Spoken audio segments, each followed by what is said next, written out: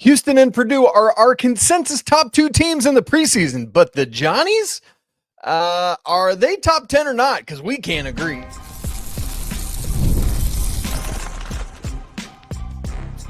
You are Locked On College Basketball, part of the Locked On Podcast Network.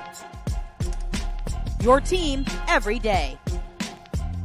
Hey there, what's up? Happy Monday. Welcome into the Locked On College Basketball Podcast, the only daily national college hoop show out there. We're your host, that's Andy Patton. I'm Isaac Schade. You're joining us at the place to get your college basketball content every single day. It's all part of the Locked On Podcast Network. We want to thank you for making us your first listener watch to get your Monday and your week going the right way. And want to remind you, you can catch every episode ad-free on Amazon Music.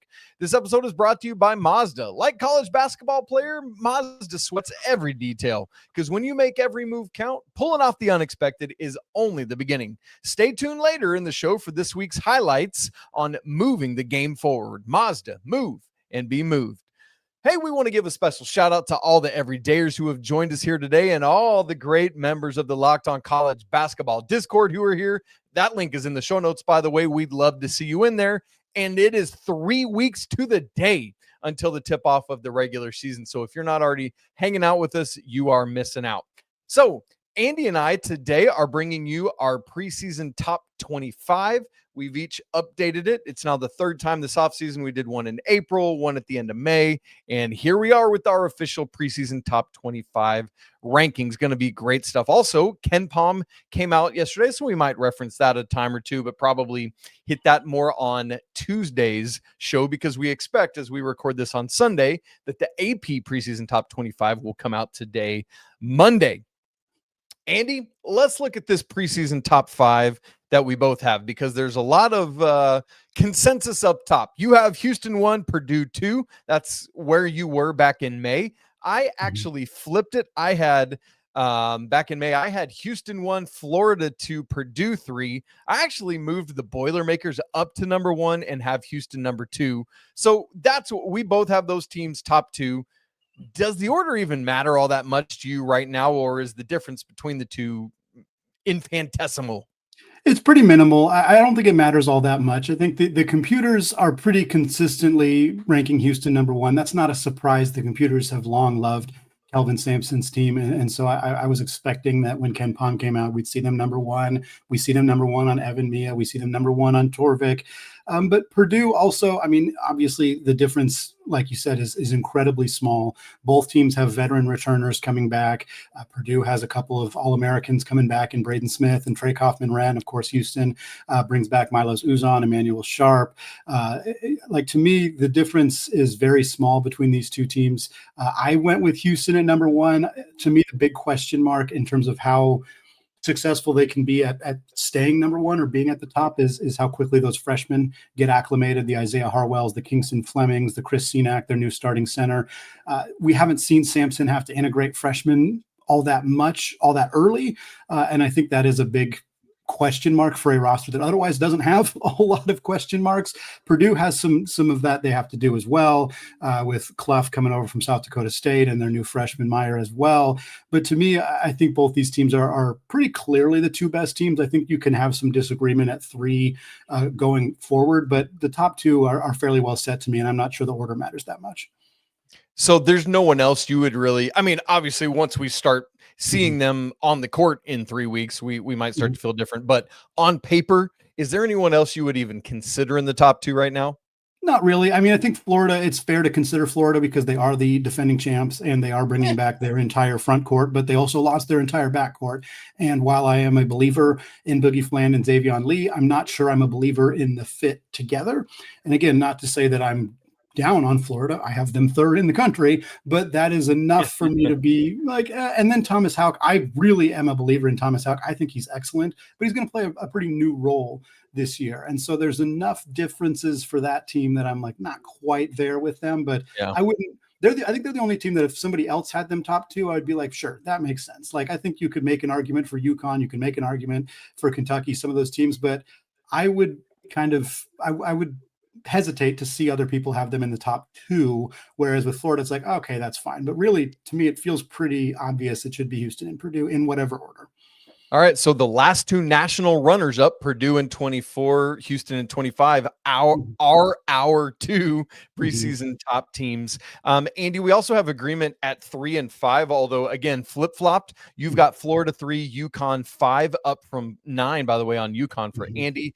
I've got UConn at 3, up from 6, and Florida at 5, down from 2. Just as I've looked at some of the other rosters is where I am. Andy, I think I have UConn as high as I do now, just as I started to think about the pieces coming back together, right? Like this time last year, we gave them the Danny Hurley benefit of the doubt, and then some of the roster pieces didn't fit. I'm still ready to give Danny Hurley the benefit of the doubt, and I think the roster pieces fit better and are going to be more capable this year, and that's why I moved UConn up, obviously not dramatically from 6 to 3, but why I moved them where I did. That's exactly the same for me. I really don't have much more to add. I went from 9 to 5. I think the roster construction really is fit for what Danny Hurley wants to do. I think Terrace Reed's going to be a monster this year. Demery and Ball is a great backcourt. If the freshmen play well for this team, they are a very strong contender to win 3 out of 4 national championships. This is a phenomenal team. I was too low on them at 9th, so I think 5 was about right. And again, I wouldn't quibble with anybody who has them as high as 3 like you do here too. And I think something you said there, Andy, was really, really important. You said you think their freshmen can do enough to like whatever. The key is that they're not relying on them as heavily as they had to with McNeely last year, or Caravan for that matter. And I think that's good too. Florida 3 and 5, right? Like you discussed there how those pieces got to fit together, the front court fully intact. But Andy, where we really, really need to hone in for a minute here is on the 4 spot. You have Kentucky up from 5th. That's fine. I think I have where do I have the Wildcats at 8? And I even questioned myself. I had them at 12th, moved them up to 8. I really thought about getting them into the top 5 or 6. And so I'm honestly kind of with you there. But I have St. John's at 4. They hung out from where they already were. You have the Johnnies down at 11, Andy, and you dropped them. Where did you have the Johnnies at 10? I only dropped them 1 spot. Yeah, so not terribly far. Why do you think we have so much disagreement on where Rick Pitino's team is? Well, once again, it's a very talented roster for St. John's. There's no debate about that. They may have had the best transfer portal offseason of anybody in college basketball. They may have one of the 3 or 4 most talented rosters in college basketball, but I'm not sure about the fit. And Pitino coming out early in the offseason and saying we don't really believe in point guards after having an offseason where they didn't really acquire anybody to play the point guard position, and kind of saying, well, it's going to be Ian Jackson, and that's the role he's going to fill after Ian Jackson was not a primary ball handler really whatsoever at North Carolina. And now there's recent reports that Isaiah Sellers is kind of looking like he might be the point guard. And I can't really tell if those reports are concerning about Ian Jackson potentially, if it's just like they're really hyped about Isaiah Sellers, but he's not really a point guard either. And, Pitino has forgotten more about basketball than I'll ever know, so I don't really want to challenge him too much. But at the same time, like, you need somebody who can facilitate and distribute the basketball a little bit. And it doesn't seem like they have a concrete plan there. And I'm just, again, I have them a borderline top 10 team. I think the talent is better than a top 10 team. I think they are one of the 5 most talented teams in the sport pretty easily, honestly, but I'm just not sure the pieces are perfect. Bryce Hopkins and Dylan Mitchell are great kind of connecting 4s, and I think that'll work for them if they just kind of run the offense through them a lot. And obviously Zuby is a complete monster down low, might be the best center in college basketball, but I'm concerned enough about the backcourt, even with good shooting now with Sellers and Sinan and Dylan Darling in particular, but I'm just a little concerned about the playmaking, and that's enough for me to not quite have them as high as many others do.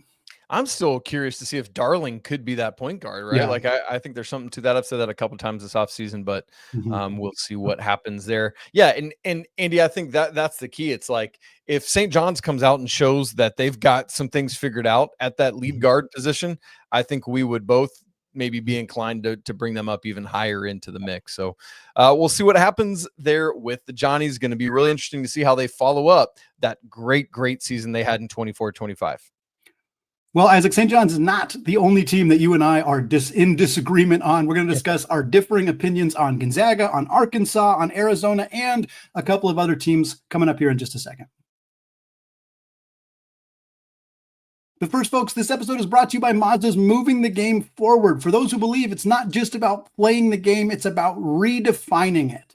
There are moments that do more than just put points on the board. They move crowds, they move culture, and they keep moving the game forward. And this week's moment that moved the game forward was the Indiana Hoosiers. They are more than just a basketball school, folks. They headed out to Eugene and took down the number 3 ranked Ducks. The Hoosiers went into that game 0-46 on the road against top 5 teams and came away with a massive W at Autzen Stadium. When you follow what moves you, the unexpected is only the beginning.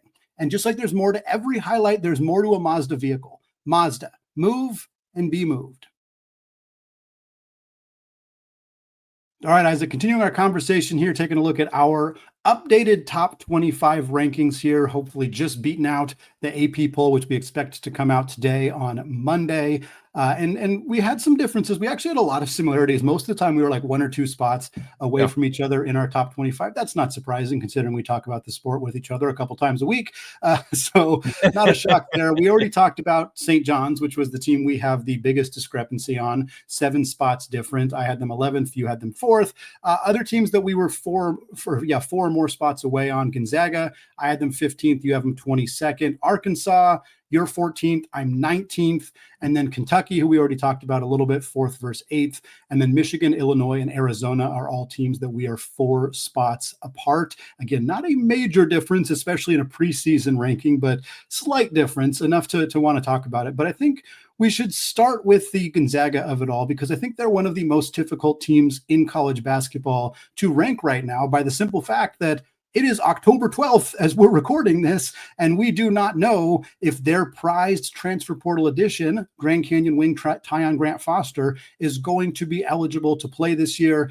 As a reminder on this, he was granted a practice waiver in early October, which means he is able to practice with the team. Until then, he had not been around the team, folks. He was in Phoenix area. He was working out every day, but he was not at Gonzaga. He was not in Spokane. He was not with his teammates because he was not allowed to be until I believe it was October 3rd when he got that waiver approved, but he still has not been cleared to participate in games. So right now, with a few weeks until the season begins, less than a week until Gonzaga's first exhibition game, they do not know if Tyon Grant-Foster is going to play for them or not. That makes it pretty tough to rank them. I'm a little higher on them than consensus at 15. Most places have them, frankly, right around where you do, Isaac, at 22. How much did that factor into your decision here on what to do with the Zags? There were 2 critical factors for me, Andy, that have me those 7 spots below you. Half of it is Tyon Grant-Foster. Like, if he's cleared, I probably move the Zags to 19. If he had been, and a lot of that is the timing, right? Like, if he had been able to be in and practicing and doing those things, I would move even higher. But it's just both him getting eligible and the lack of opportunity to really work with the team. The other is the Braden Smith of it all, which I say tongue in cheek, obviously not talking about the Purdue Braden Smith, but with Nembhard no longer running the show, I'm not questioning Braden Smith because obviously he's been there in Spokane. He's been getting ready for a while. But it's just with somebody that's been so good at facilitating this offense, that's more of a wait and see than I don't trust him, if I can say it that way, because a lot of the other pieces I believe in and I'm excited to see, and Warley and Ike and everybody. And so it's those 2 things for me, waiting to see what's going to happen with Tyon Grant-Foster, the fact that they haven't had really enough time with him yet, and a wait and see on Braden Smith. Yep, all very reasonable. This team is very challenging because not only of the Grant Foster situation, but like Steel Ventures is coming off missing 2 consecutive seasons with injuries. Warley didn't play last year while he was redshirting. You have a dynamic freshman guard coming in, Mario Saint-Superi, but he hasn't been around very much because he was at Eurobasket. So there's just like a lot of kind of balls up in the air, far more than you'd like in mid-October for a team like Gonzaga. But I think that this is a team that's going to be a lot better in March than they are in November. But the question is, kind of how much does that development actually happen, and does Grant Foster kind of factor into that mix or not? Isaac, one other team that we were 5 spots apart on is Arkansas. And if you listened to the Arkansas team preview, let me put it this way, if you read the comments of the Arkansas team preview, you would probably think that at least one of us, particularly me, has them not even in my top 50. There was a lot of vitriol regarding the feelings around Arkansas. Understandably, I was kind of questioning the front court and Coach Calipari and some of the things about how this roster is going to come together. But here it is. We both end up having this team inside our top 20. You have them at 14. I have them at 19. Talk to me about your thoughts on Arkansas and kind of why you have this team just inside that top 15. I think it's a good team. Mm-hmm. I think, there's some Cal hesitancy that we've seen, just Cal teams not do it at a super high level in the last several years. We mentioned that KenPom came out on Sunday. They're 29th at KenPom, Andy. And so there's some hesitation with some of that. I'm looking at the higher at Torvik, 16th right there. But some of it is heavy. Malik Thomas, Darius Acuff have to step up and do a good job. Malik Ewan is really good, but he was at Florida State. There's just all these things. And I think, just with Wagner and Knox kind of helping to lead the way, can they continue to take strides forward, right? There's just too many question marks for me to have them like top 10. Mm-hmm. Yeah, I'm kind of there too. I mean, obviously I have them 19th, so I still have a lot of faith in this team, but I question the front court a little bit. Ewan, again, is a talented player, but it's more the depth in the front court, not necessarily the top of this roster, but just in an SEC where there are so many talented bigs and tough physical rosters and teams that have 3 or 4 bigs that they can throw at you. I'm just not sure Arkansas is there. There's not a coach in college basketball that I trust to do more with freshmen than John Calipari. He is the best at getting freshmen to play well within his system right away. I mean, that is the reason that his one and done numbers are staggering when compared to other programs. And yes, even Duke, John Shire's great, but Calipari is a wizard at this. And I think that gives me a lot of confidence in what we're going to see from Acuff and Thomas.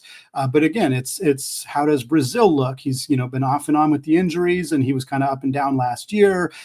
Knox and Richmond are very, very talented players, but who steps up, who plays a bigger role, who ends up more relegated on the bench? Like, there's just a lot of questions. And then there's the 3-point shooting, which is a big thing that I'm just not sure that they have enough of that on the roster to prevent defenses from really just kind of forcing them to shoot outside shots. And so, again, a lot of it comes down to concerns about not as much roster construction as much as like how Calipari is going to use said roster. Like, I think that the construction is okay. I'm just not sure he's going to put the pieces together in the most advantageous way. And we've seen that the last couple of years at Kentucky. We saw that a little bit last year. And so I think until we see him kind of, put the pieces together in the right way, I'm going to be hesitant that that's going to happen and that it's going to hold them back a little bit. And again, if Arkansas being held back by their coach is still the 19th best team in the country, that's a pretty darn good result for the Hogs.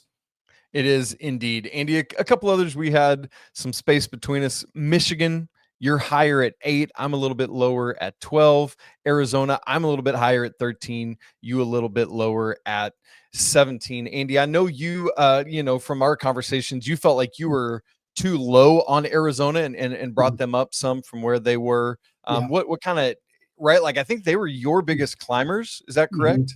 Yeah, they were 25th. They were 25th for me, and they moved up to 17. And for me, the main thing I'm kind of wanting to see from Arizona, Tommy Lloyd hasn't played his freshman big minutes throughout his tenure. He hasn't really needed to. And last year they had Carter Bryant, and Carter Bryant ended up becoming a lottery pick. But he only played like less than 20 minutes per game last year. He didn't start a single game. And this team is going to need to play freshmen, and they're going to need to play freshmen a lot.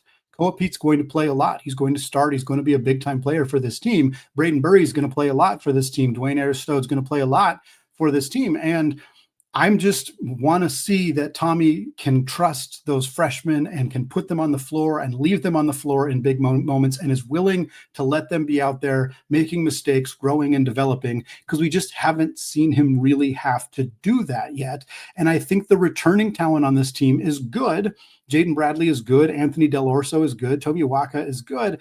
But this team is really going to need those freshmen in a significant way. I think that from the scrimmages and from everything we've kind of seen from this team up to this point, I'm feeling more confident that they're going to kind of let those kids cook. And that's why I moved them up. But I'm still a little bit lower than consensus because I'm not as confident that Tommy's going to let this roster cook the way that I think that they're capable of doing and that they're going to need to do in order to be a top 3 or 4 team in the Big 12. Well, Andy dropped Auburn a good bit following the Bruce Pearl news a couple of weeks ago, but Isaac is apparently unbothered. Who got that one right? We're going to answer that and a couple other team-specific questions about our rankings coming up in just a second. Right after I tell you about FanDuel, y'all, the NFL season is here, and FanDuel has an offer that you're not going to want to miss. Right now, new customers can bet just $5 and get $300 in bonus bets if you win. That's right. Pick a bet, put down $5, and if it hits, you'll unlock $300 in bonus bets to use all across the app. When you use FanDuel, whether it's parlays, player props, even jumping in on the action live, it makes watching football even more exciting since you got a little something riding on the action. So whether you're a casual fan, maybe you love diving into the stats, whatever it is, FanDuel makes the game day experience so much better. We got some national championship odds right now for college basketball. Purdue plus 900. Thank you. That's my number one team. What's up? Houston plus 1100, followed by Duke also at plus 1100, and then the UConn Huskies at plus 1400. So what are you waiting for? Visit FanDuel.com to download the FanDuel app and get started today.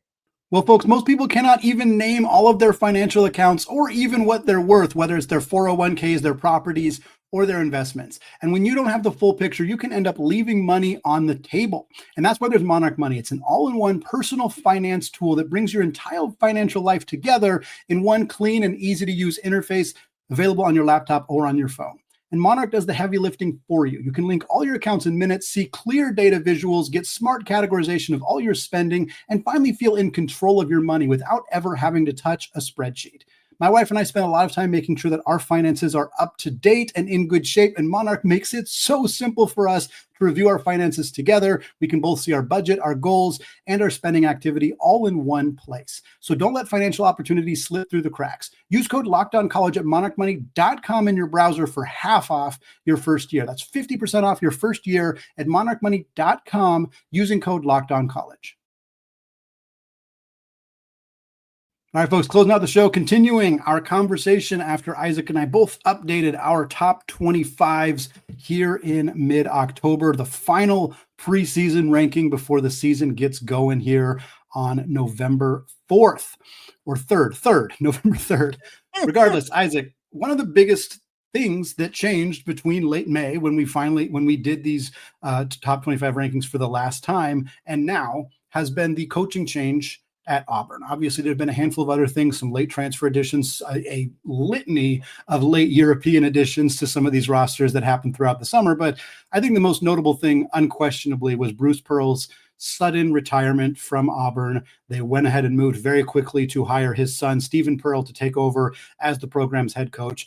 No roster changes. Nobody entered the transfer portal. Everybody who was panicked about, is Tahad Pettiford going to stay? Yep, he stayed. He's there. He's not going anywhere. Probably the right decision based on the timing of Coach Pearl's departure in late September. But both of us did move them down. I moved them down significantly from 12 to 25. You moved them just a few spots from 16 to 18. Why don't you start? Didn't seem like it made a huge impact to you in terms of where you had them ranked. Is that a confidence thing in Coach Stephen Pearl, or is that more just this roster is going to win out? What's the thought process there? Yeah, it was not a confidence in Stephen Pearl because I have no idea what to make of Stephen Pearl yet. I mean, he's not going to be his dad. I think it's a thing of the roster that's already in place and the work that's already been done with Bruce Pearl at the helm is enough in the preseason to not like tank him out of the top 25. That said, I wish I had brought them down more significantly, like into the 20 to 25 range, similar to what you did, Andy. So I think you got this one more right than I did, because there is probably a wait and see approach that we need to take. And I think I gave them maybe more of the benefit of the doubt than I should have. Yeah. So for me, I had them at 12, and that was already too high. I think I had Alabama at 11. I agree with that. I moved Alabama down, I think 5-6 spots, and nothing really changed with Alabama. I just moved them down a few spots because I felt like that was more accurate to where they should be. For me, I think Auburn, if Bruce Pearl was still there, I think I'd still have moved them down to like maybe 18, something like that. So they already were going to take a little bit of a drop because I just think there was a few teams that I had too low that would have kind of moved up ahead of them. But then I dropped them a little bit further because the difference to me between 18 and 25 is really minimal. All of those teams are very close together in my mind. And Auburn having an unproven first-year head coach is enough for me to have them a little bit behind where the rest of that group is. They're also, an unproven head coach in one of the toughest conferences ever in the SEC, and they lost a ton of talent from last year's roster. I do like the construction of this team. Keyshawn Hall, Keyshawn Murphy are both going to be very good. Elijah Freeman was one of the best D2 players in the country. Obviously, Todd Pettiford is going to be huge for them. So I think this is a good team. And I think that the work Bruce did with this team is going to carry over into the season. But by the time you get into conference play, is Steven going to be good enough to get this team, to win some close games? Because there's going to be a lot of them. There's going to be a lot of close games. And again, I'm not saying the answer is no. I'm saying the answer is I don't know yet. And the difference between a few poorly coached games down the stretch is the difference between finishing 3rd and 8th in the SEC. Like, if we're being honest, that's how good this conference is. So I think Auburn's on paper great, and I think the talent is there, and I think Steven's probably going to be a good coach, but is he going to be a good coach in year one? The jury is still very much out, and so they're a kind of a tricky team to figure out what to do with right now. Andy, another one that you and I have both risen, the opposite, that instead of big drops, we have both risen. Similarly, you were a higher mover on this team than I was. You moved Illinois from 20 up to 12. You are more a European believer than I am, apparently. I moved them from 19 up to 16. Andy, why such a dramatic shift upwards for the Illini? Yeah, I think for Illinois, this is a really talented team on paper again, and Brad Underwood's a very good coach, and I think my hesitation early, and again, hesitation was having them 20th, but the hesitation was like a lot of new faces. How is it all going to kind of come together? But Underwood has done great things with rosters that have undergone significant construction in the past. Like, this isn't that new for him. And I think, if I'm going to be hesitant about a first-year head coach and drop a team because I'm not sure if they can do it, I want to reward teams where they have coaching staffs that seemingly can integrate these players very well. And for this Illinois team, obviously it's a ton of international players. Even the transfers are guys who have international backgrounds. Stojakovic obviously being the big one. And then the Ivasic brothers, obviously they had Timislav last year, and now they have Zvonimir coming in as well. And there's just a ton of talent on this roster. I think there's a lot of question marks because it's a lot of guys who have not played Division I basketball before. But to me, the talent level on this team and the coaching of Underwood is enough that I do have them as a top 15 team, and I think they're going to be a really strong contender with Purdue and Michigan at the very top of the Big Ten. And I'm not as concerned as I was about like the new look roster, because I think this is a staff that can handle that. Yeah. The only reason I didn't move them up higher is injury related. Andrei Stojakovic out right now with a knee injury, and I think he's going to be a critical part of this team, right? Like, he's the expected starting 3 in my mind. And so I just have some hesitation until I see how he's doing. I heard Coach Underwood tell CBS Sports Gary Parrish last week, like, hey, because of some of the Euro guys coming in a little bit late, because of Stojakovic injury, they've literally not been on the floor altogether yet. And so that just similar to what I said earlier about Gonzaga, it gives me some pause. I still like them and have moved them up since May because of those additions. But I just want to see it all together with the healthy Stojakovic. And then I would absolutely have them top 15 without blinking it up, because talent wise, absolutely. Underwood wise, absolutely. I just want to see a little bit more. Andy, maybe one last thing for us here is we both took the Wisconsin Badgers, what's up, Greg Gard, from unranked And we didn't just drop them in at 24 or 25, all the way to 20. Again, independently, we don't look at each other's rankings before we get together and do it. So why did we both go unranked to 20, Andy?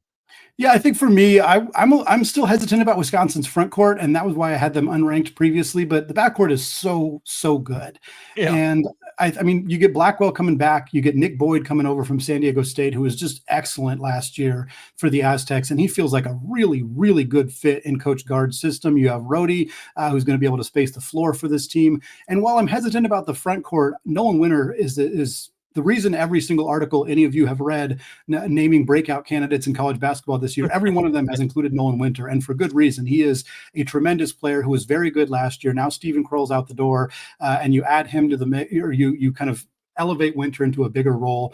I'm not as confident in Austin Rapp, who was their transfer portal addition from the University of Portland. Rapp shot a whole bunch of threes last year as a 6'10" big man and should be a floor spacing big for Wisconsin. I'm worried that the athleticism and physicality of the Big Ten might be a bit overwhelming for him as somebody who really struggled against the good teams in the WCC last year. But if Rapp figures out how to fill that role as a floor spacing power forward, I think that this team has one of the better starting fives in the conference. And I think that it was unwise to have them unranked. I think they belong in the top 25. I think they're a top. My buddy, who's a big Wisconsin fan, said everybody's picking Wisconsin 7th, and every year they finish 4th in the Big Ten. And that feels like that is accurate of how this team typically ends up in that top 5, even when people like to pick the shiny new teams like UCLA or Oregon or whatever. And I feel like Wisconsin is going to once again be right back. In fact, they basically replaced Oregon in my top 25, partly because of the Shellstad injury. Shellstad injury, yeah. But yeah, I think Wisconsin's a team that's getting a little bit overlooked, and their talent, specifically in that starting lineup, is very good. And Coach Gard has said, look, that more up tempo you saw from us last year is not a one-off. Like that's something we think we really want to start leaning into. And so I think that's part of it too, is it's like, if they can take the defense that we are used to seeing from the Badgers and add consistent offense and tempo to it, then all the more reason to believe in the Badgers in my mind. Well, folks, there's 100 other teams that we could talk about here. Some teams that just missed the cut for us, some teams that we're very excited about, but that is going to wrap it up for us today. We'll have more conversations on this as we get into the season. Of course, we still have a handful of team previews coming your way this week as well. Some of these top teams that we talked about today that we haven't done our previews for. So hopefully we'll get some of those out for you very soon. Also, some more conference previews coming your way, including one on Friday. But again, that's going to wrap it up for us today, folks. As always, we want to say apologies to the Lawyer family, since he's about the only Purdue player we didn't talk about today. Let's go Wild Popes. Cheers to the Mick Bruins. And until Tuesday, peace out.